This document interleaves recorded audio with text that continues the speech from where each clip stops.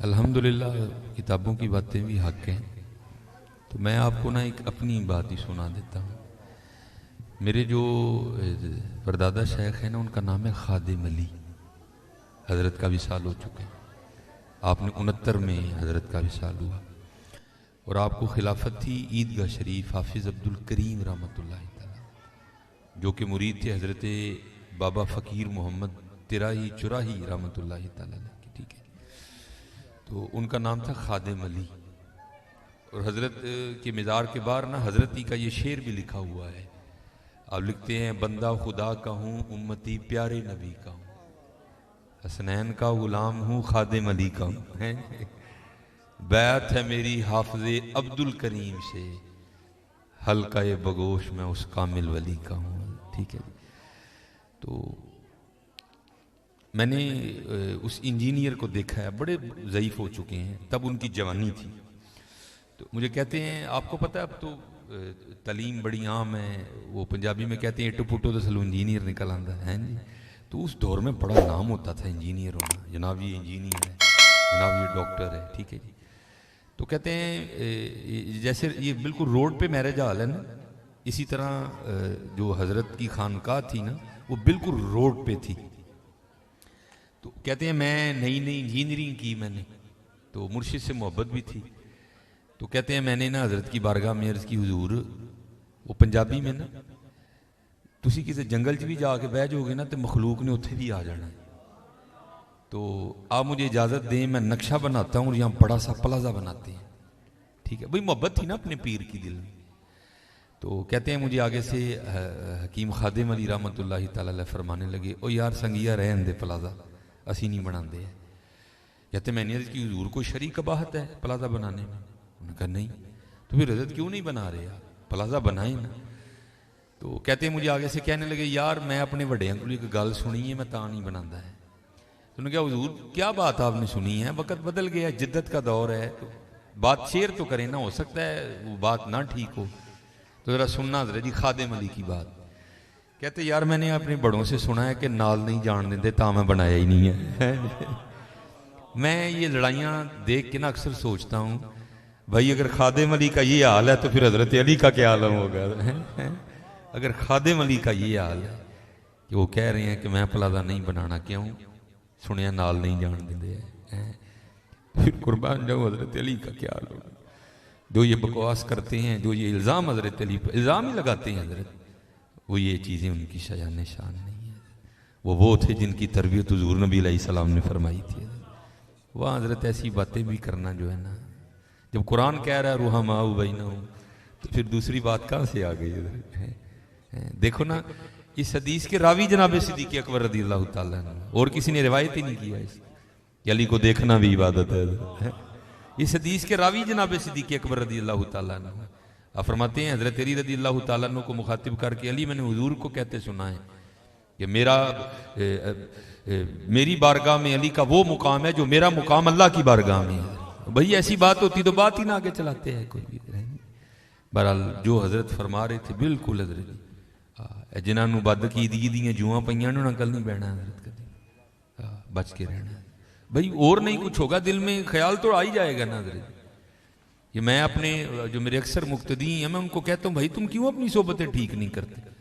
یہ 70 سال تمہاری عمر ہو گئی ہے، پھر آ کے تم ہمیں پوچھتے نہیں، انگوٹھے چومنا جائز ہی ہے نا؟ یہ بری صحبت کا اثر ہوتا ہے حضرت، کہ 70 سال کی عمر میں ابھی بھی شاکی ہے حضرت۔ اس لیے حضرت جی اپنی صحبت بڑی ٹھیک رکھا کرو۔ اس لیے تو میاں محمد بخش صاحب نے فرمایا تھا، آپ فرماتے چھڑ دے بے درداں دی یاری، نہیں تا ہو جا سی منہ کالا۔ چھڑ دے بے درداں دی یاری، نہیں تے ہو جا سی منہ کالا، اے دے تو تنہائی چنگی جڑی بخشے نور اجالا ہے۔ او کتے کلیاں بہ لیں کسی اینڈ دے کلنا پئی ہے، تینوں اللہ اور اللہ دے رسول تو دور کر دے گا، تیرے اندر شک دا ایک بیج بو دے گا، بیا بہ کے سوچیں گا ہے وے نہیں ہے نہیں ہے۔ اس لیے آج فتنوں کا دور ہے، اور نئے نئے فتنے سار اٹھا رہے ہیں حضرت، جو حضرت کہہ رہے تھے تقابل ہو رہے ہیں آپس میں۔ دیکھو نا حضرت جی، ادھر بابا فرید کہہ رہے ہیں، کہتے ہیں کالے میڈے کپڑے کالا میڈا بھیس، گناہی بھریا میں پھراں لوگ کہن درویش ہیں، ان کے تو فرید کا یہ حال ہے، پھر ان کا کیا حال ہوگا؟ تو آپس میں ان کے مراتب پہ بحث کرنے چلا ہے، وہاں تو مراتب کی بات ہی کوئی نہیں ہے، وہ لوگ تو مٹے ہوئے. دیکھو نا جناب صدیق اکبر رضی اللہ تعالیٰ عنہ ہیں، جب آپ کسی چڑیا کو دیکھا کرتے تو فرمایا کرتے تھے کاش ابو بکر یہ چڑیا ہوتا ہے. اس لیے بچ کے رہو حضرت، آج بڑی گندی ہوائیں چل رہی ہیں حضرت. اللہ سے دعا مانگا کرو اللہ میں اپنی حفاظت ہیں جی.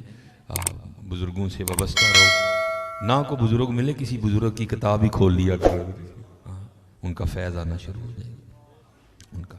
اور میرے خیال سے لاہور والوں کو تو بابوں کی تھوڑ ہے ہی نہیں نا حضرت جی، ہیں جی. لاہور کو تو اللہ نے بابے اتنے عطا کر دیے ہیں، جس گلی میں جس محلے میں چلے جاؤ ایک اللہ کا ولی آرام کر رہے ہیں جی. داتا صاحب یہاں ہیں، میاں میر لاہوری یہاں ہیں. لاہور پہ تو اللہ نے کرم ہی بڑا کر دیا ہے. ہم تو حضرت جی گاڑی نکالیں گے تو پھر آ کے داتا حضور کی بارگاہ میں حاضری دیں گے ہیں جی. تو لاہور والے تو بیٹھے ہی داتا حضور کے قدموں میں حضرت ہیں. اس لیے جایا کرو حضرت ہیں جی، جایا کرو. بڑی بس یہ ہے کہ علماء سے مزارات پہ حاضری کا شرعی طریقہ سیکھ لو کہ جانا کس طرح ہے، کیونکہ اگر آپ مزار پہ جا کے حضور کے طریقے کے خلاف کرو گے تو ان کو خوشی نہیں ہوگی حضرت، اور نہ ہی کو معاملہ ہوگا حضرت. ٹھیک ہے جی، اللہ آپ سب کو سلامت رکھے. تو بس جی سبق ہی سنانا ہے میں نے ہیں، تو اللہ آپ کو سلامت رکھے. اللہ یہ چلیں یہ بھی بات ہے بس ذہن میں اب آپ کو بتاؤں کہ بری صحبت کتنا. میرے یہ حکیم خادم علی رحمۃ اللہ تعالیٰ یہ میرے پردادا پیر و مرشد ہیں. ان کے بعد پھر میرے دادا شیخ حضور حکیم عبدالحی رحمۃ اللہ تعالیٰ علیہ ہوئے. جو حکیم عبدالحی رحمۃ اللہ تعالیٰ علیہ تھے یہ اپنے والد صاحب کی 14ویں اولاد تھے. 13 بچے مسلسل انتقال کر گئے. یہ کیونکہ حضرت جی قرب جتنا ہوتا ہے اللہ معافی دے آزمائشیں بھی پھر اتنی ہوتی ہیں حضرت. 13 بچے 14ویں حکیم عبدالحی رحمۃ اللہ تعالیٰ علیہ میرے جو دادا شیخ ہیں. تو ظاہر ہے حضرت جی 13 بچے انتقال کر چکے تھے، 14واں تھا تو پھر بڑی ایکسٹرا توجہ ہوتی تھی.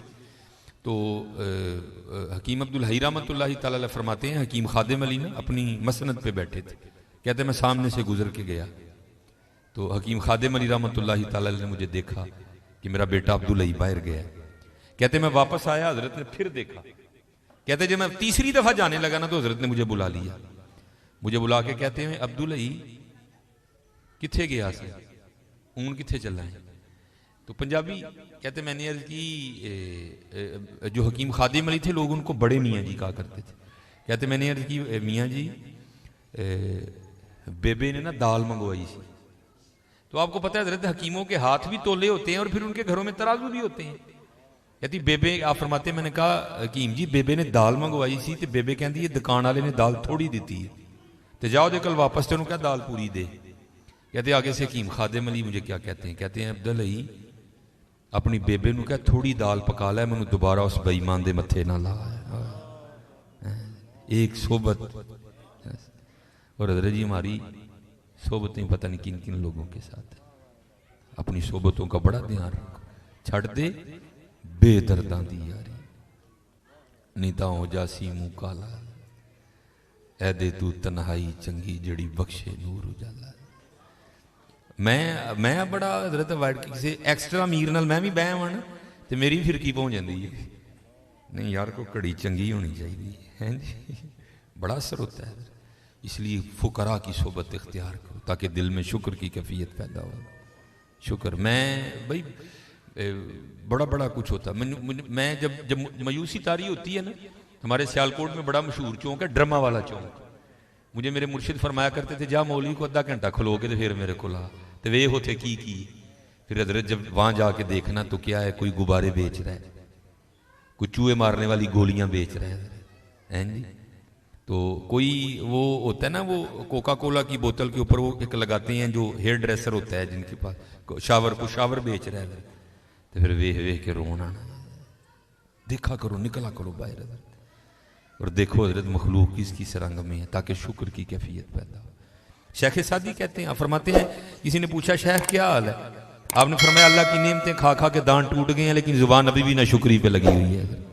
وہ بھائی ڈھونڈنے سے شکر والا نہیں ملتا کوئی، ڈھونڈنے سے، میں سچی بات کہہ رہا ہوں، ڈھونڈنے سے نہیں ملتا کوئی. جس کو آپ بٹھا کے کہ یار کو بات ہی سنا روئے گا بس حضرت، روئے گا حضرت.